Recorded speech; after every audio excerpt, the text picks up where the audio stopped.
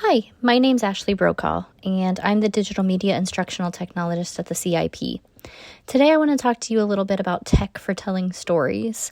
I'll first talk very briefly about digital storytelling broadly, and I'll touch on how and why we started doing it here at Kenyon and how we see it fitting into your education here at Kenyon. I'll talk about the types of digital stories I've worked with here at Kenyon and some tools and resources that might be useful as you move forward with your own project. Digital storytelling at Kenyon was really born out of many departments, especially our historians and anthropologists, doing oral histories. Eventually, many of those faculty wanted to start incorporating more video, either video oral histories or creating digital stories based on excerpts of those interviews, and it placed a rather large demand on our film department, which then in turn took them away from their own students and those students' projects. So Kenyon ended up with a Mellon grant to support digital storytelling initiatives here in the classroom and professional development opportunities for Kenyon faculty, and it also brought me here. Several of our professional development opportunities came from an organization called Story Center, who prides themselves on their social justice work through digital storytelling. They believe that art creation should be accessible to everyone, that people need to be heard, that we all see, hear, and perceive the world differently, and that we should be harnessing the power of technology to be creative and hear one another. Story Center was born out of community theater in the Bay Area, and they focus on traveling the globe, collecting 3 to 5 minute personal video narratives and assisting some of the otherwise unheard to become heard. A lot of the digital storytelling projects we've seen here at Kenyon have then been videos that are very short, but very documentary-like in style, very Ken Burns, lots of zooming and panning over images with nice background music and narration. But with our Mellon Grant experiences and sort of the experiments that came out of that, we really embraced digital storytelling here as the use of any computer-based tools to tell a story. And whether we always realize it or not, we're always consuming stories every minute of the day, pretty much. Stories sell. Stories are engaging. Products are now sold through influencers on social media sharing their stories. News stories are shared more readily than ever through sponsored posts on social media.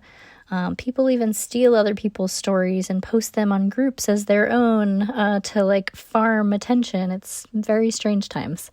But that's just on top of and woven into the spaces between listening to podcasts, watching films and television, reading for class, things like that. So we're pretty inundated with story. And when we bring digital storytelling into the classroom, it's enhancing your digital, visual, technological, and information literacies. You're enhancing your ability to choose proper tools to communicate a message. You're enhancing your ability to organize visual and, in many cases, auditory information in a meaningful way. You're enhancing your understanding of technology and how it operates in the world. You're enhancing the way you view and utilize the sources and resources that you find out in the wild. But on top of that, it encourages you to become more fluent in these literacies, to go from either passive or engaged consumer to creator. So you're utilizing these tools, the information, the tricks of the trade to breathe new life into a subject or bring it to a new audience. And your project may make you more fluent in your own curiosity as you uncover new questions with the more source material you find and the way you sort of weave them together. It may make you more fluent in communication, creation, even your use of data. So some examples, obviously I mentioned we have a lot of oral history projects that have been done. These here are all examples that have been done here at Kenyon or by Kenyon faculty and students in the field. These are all video projects that have been done here as well. We've got podcasts. 3 of these have been done here, but I don't have a ton of examples of podcasts because most of them don't live in any particular place in the public like these ones do. Many faculty members will have their students do podcasts and then they turn them in on Moodle, and that's kind of that. And it just takes a little bit more scaffolding to create a class sort of website where podcasts live. You have to think about copyright and all of that stuff, and that's just not always something that a faculty member wants to take on when they're first doing podcasts. So that's just not something I have a ton of ready examples for. But I can always help you with that process if you decide to do that.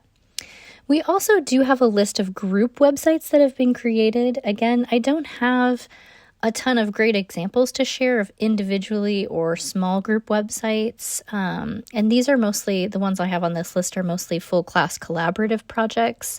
And the balance of like learning curve and technical support in these projects kind of runs the gamut. So this first one here is a faculty project with a hired web designer and a pay-for hosting service. We've got one that was on an open source collection type web platform called Omeka that we have here at Kenyon. And Jenna Nolt in the library is really the one to talk to if you would want to do something in Omeka that takes some background support and sort of back end creating before you actually get to start using it. So that one's a little bit more complicated, but it is something that we do have here. We've got one here that used WordPress, and this was a class that used, I'll talk about this in a little bit, but Twine as a platform to create experimental interactive fiction pieces. And then this WordPress site was mostly just a place to collect and display those.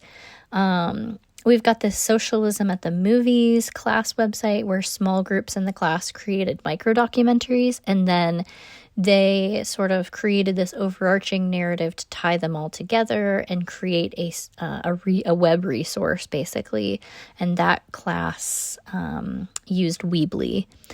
And then we also have a project that's on WordPress and is an ongoing project in biology that keeps being added to every year. Some tools that I think are particularly handy for creating web pages or interactive web content are Google Sites. So this is probably the easiest to use. It has a decent amount of tools and features in it, and you already have credentials to use it, so it's incredibly easy for you to get started. You'll just select Google Sites from the Google suite of tools on the upper right-hand side when you're on the Google homepage. There are not loads of templates here, but it's pretty easy to customize them into something that looks nice. So that's an option. Adobe Express is probably the closest to what you might hope for in terms of being engaging, aesthetically pleasing, and easy to use. However, I hesitate to talk about Adobe Express because it is, based on our testing, a little bit difficult and not necessarily the most equitable technology, I guess. So based on our testing, you have to have access to the Adobe Creative Cloud to use this one for free. I was able to use it just fine because my Creative Cloud is always signed in, but my supervisor got caught up in trying to get started because he doesn't have Creative Cloud access. So if you want to use this one, we would recommend potentially using a non-Kenyon account to see if you can sign up for free, or try going to the Chalmers 330 lab, because they are supposed to and advertise that they have Creative Cloud installed on those machines.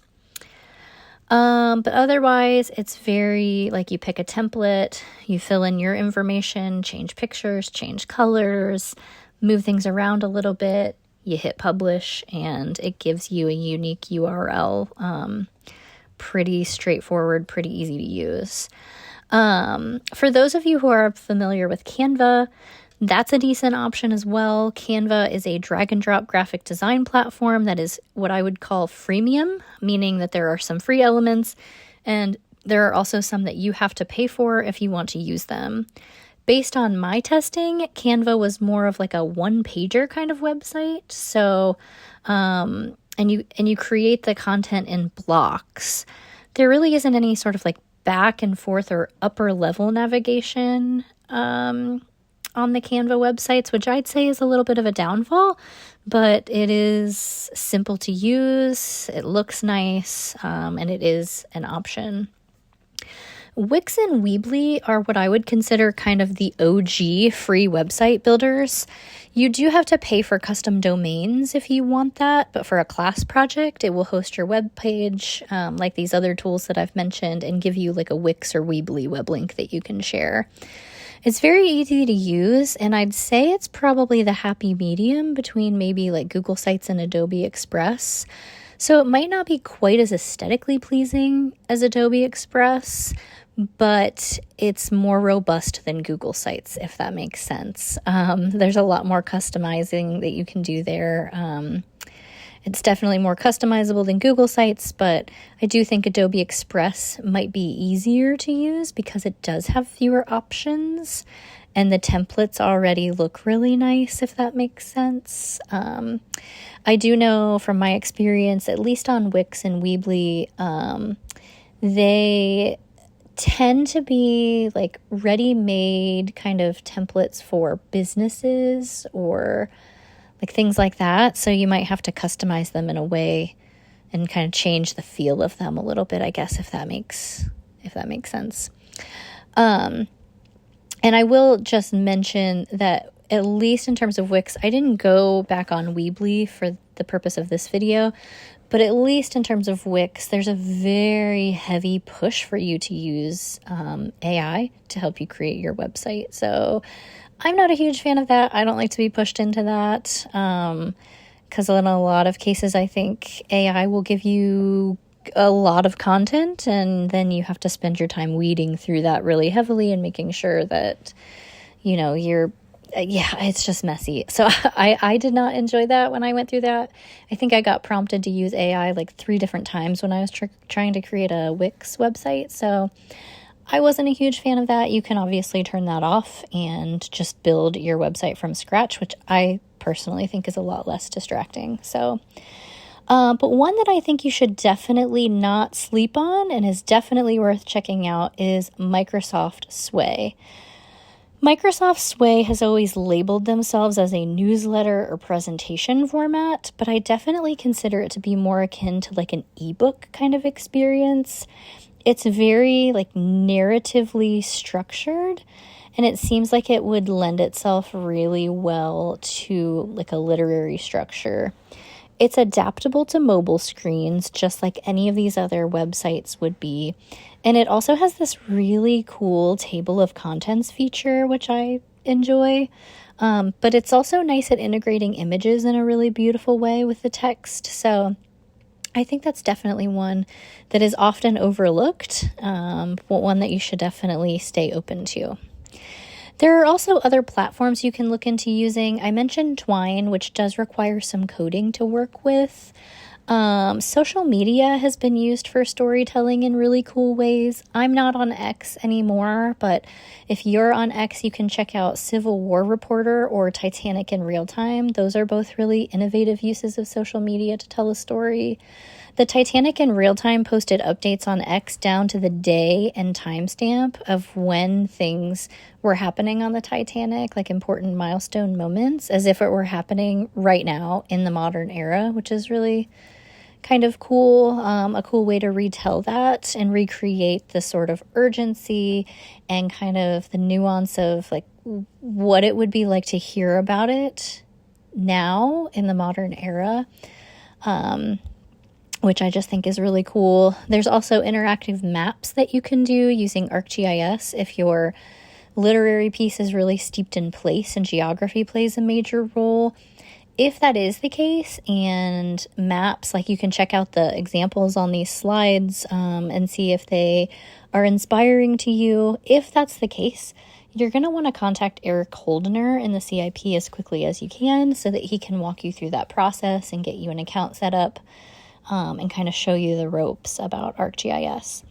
But more than anything, I just want you to consider your learning outcomes and priorities. This is not your only class, nor is it your only final project.